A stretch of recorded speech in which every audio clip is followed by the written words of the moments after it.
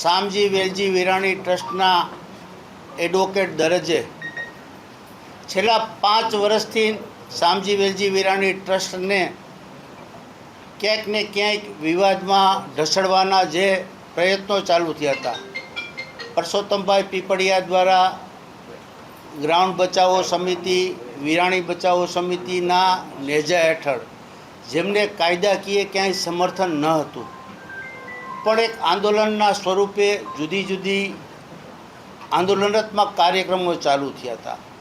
તેના અનુસંધાને શામજી વેલજી વિરાણી ટ્રસ્ટ દ્વારા ચેરિટી કમિશનરમાંથી એક પાર્ટ વેચવાની મંજૂરી મેળવેલ હતી.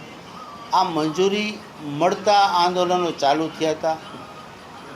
ચેરિટી કમિશનર સાહેબની કોર્ટમાં પરસોત્તમભાઈ પીપળિયાએ પોતે પક્ષકાર તરીકે જોડાવાની અરજી કરેલી હતી.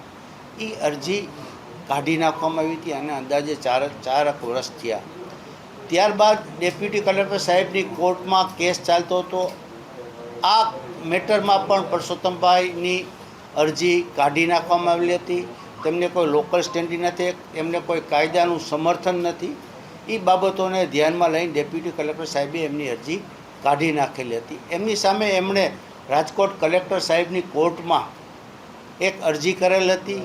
એ લાંબી સુનાવણીના અંતે મહેરબાન કલેક્ટર સાહેબે એમની અરજી કાઢી નાખેલ છે. એમનું કહેવાનું એવું છે, કેસનો હાર દેવો છે, લાંબા ગાળાની અસર જન્માવે એવો હુકમ છે કે ત્રાહિત વ્યક્તિઓને કોઈ અધિકાર નથી.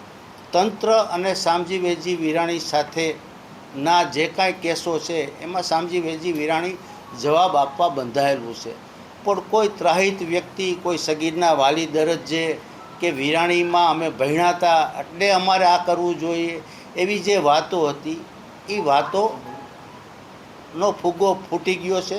એને કાયદાકીય કોઈ સમર્થન નથી.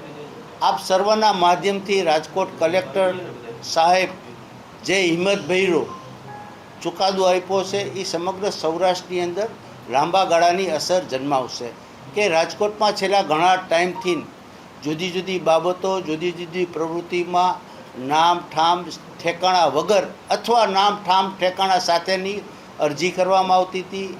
અરજદારોને, સામેવાળાઓને હેરાન કરવામાં આવતા હતા. આ મહેરબાન કલેક્ટર સાહેબના હુકમથી આવી બધી બાબતો ઉપર રોક લાગશે.